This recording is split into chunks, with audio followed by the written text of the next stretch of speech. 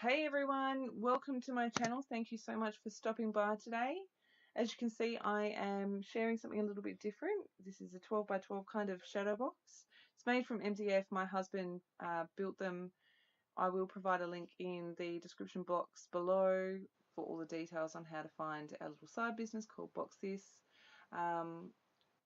But yeah, we have a few of these available and I thought it would make a really nice gift. We have some friends who got married a few months ago and they were here celebrating their wedding with family in Perth and friends, and I decided I would make them something. So I'm just using my white heavy gesso from Colour Blast and a makeup sponge, and I'm just applying. I end up doing 2 coats of gesso, but I do not make you watch all of it. I did leave this in so that you could see just how much I did on the inside, and so you could see how easy this was to apply. I did end up with gesso all over my hands, but that in part is because I'm just messy. You can see I'm going a little bit into the inside of that box as well, but not much. It's only about 1.5 inches or so. I am going to spray paint this gold to go with the photo. And you can see I'm just using a combination of like dabbing it on and swiping it on. This is the background paper I'm using. It's by 7 Dot Studio and it's from the Dreamscapes collection. This is the stencil I've used and the gel medium matte. I've just applied that through the stencil. I've also applied a coat of clear gesso to my background paper, and I am using Indigo colour spray. Yes, Indigo. Purple. Yes, my choice. I chose it. And the bride and the groom love it, and I think I'm happy with how it turned out. So we'll just run with it, right?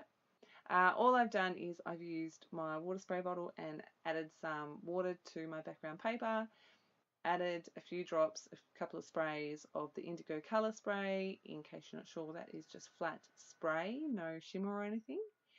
I'm just using the water to move the colour around the page, tipping it up and getting it to go in between and around all of that stenciling. I think it looks really cool. I like how the stenciling is acting as a resist. And it's really cool to watch. If you haven't played with this kind of technique, I recommend you do. It is fun. So like I said, I'm just tipping the page, drying it off, adding a bit more, drying it off, adding a bit more. I tip it up here, add a bit more. This takes me a little while to get it just so I'm happy with it.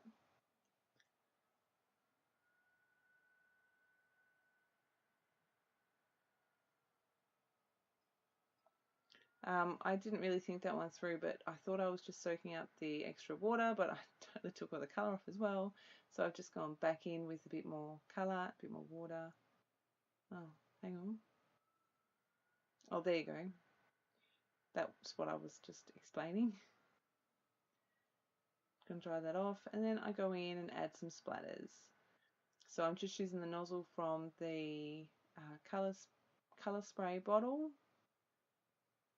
and off camera, because I forgot to record it, I add some splatters from Gold Mist as well.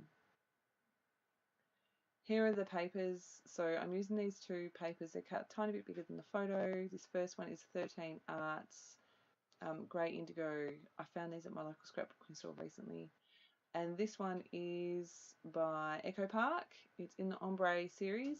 That colour is meant to be navy, but to me it is way more purple than blue, which kind of makes me think of indigo. And I'm just distressing all of the edges here. I distress all of the edges, including my photo, but I found it easier to distress my photo with my scissors rather than my distressing tool. I'm going to add some cardboard between the layers here for some dimension. I kind of got a bit excited. I went, oh, this isn't off the page. Like, I don't need to make it fit into a page protector, so I can make it kind of more bulky than I would ordinarily. Just using some wet glue between my layers.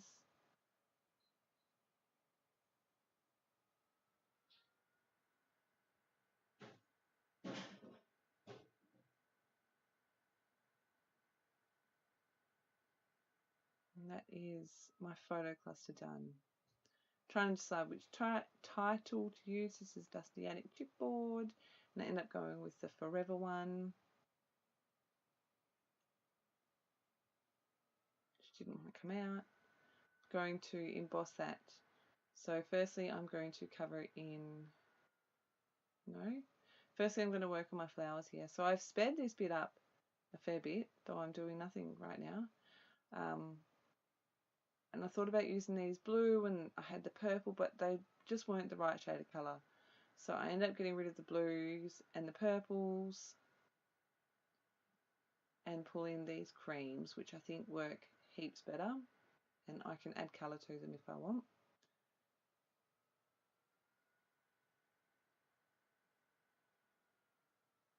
So I do play around with the flowers for a little while. I always find flowers tricky, but I'm really happy with how this turned out.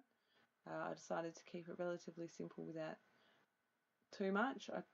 Looking at this now, I'm like, that looks alright. But I do decide not to add that many. Got some cheesecloth here. I just wanted to add a little bit of something behind the flowers for a bit more texture. And I add a couple of pieces to the bottom right corner and a small piece to the top left corner. That one in the top left just did not want to cooperate.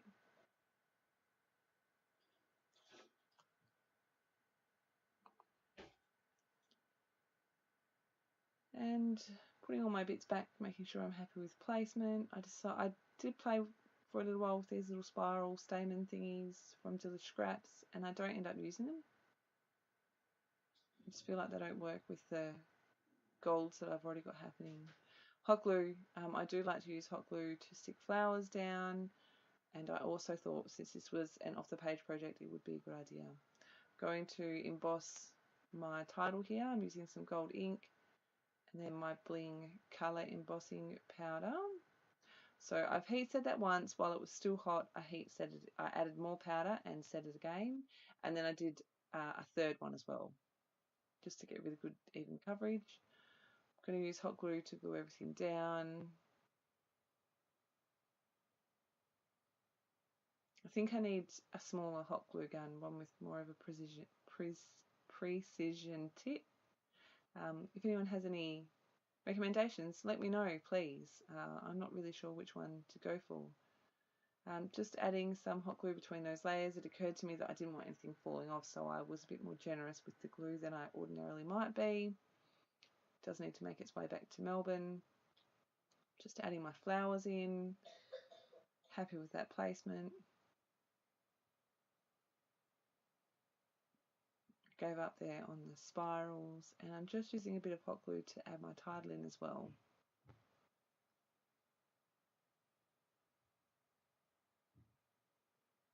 What am I doing? So I'm using the Indigo colour spray again, just to add a bit of colour to those florals.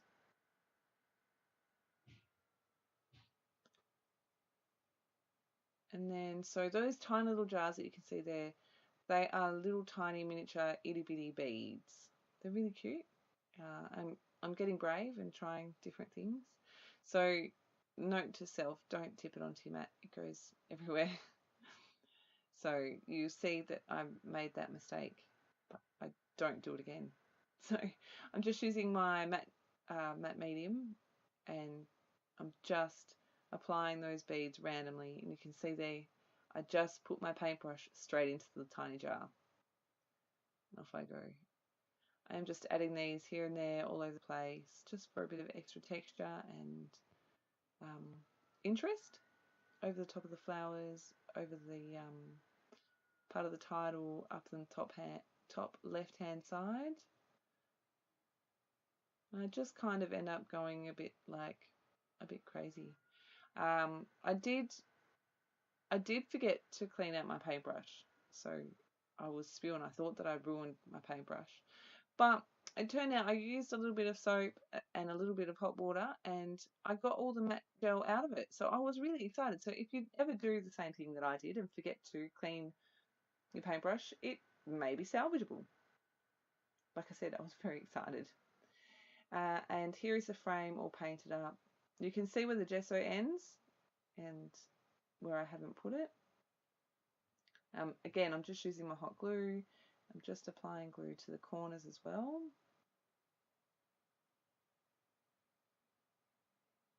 Like I said, this has to travel.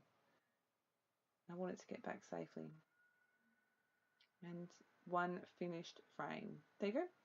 So I did give this to the newlyweds and they both really liked it, which was I'm really happy with. I think I've mentioned it before. I get really nervous giving handmade gifts. A couple of close-ups. If you have any questions, please leave them below. I will leave the link to box this in the description box below. Otherwise, I shall see you again very soon. Thanks for stopping by. See ya.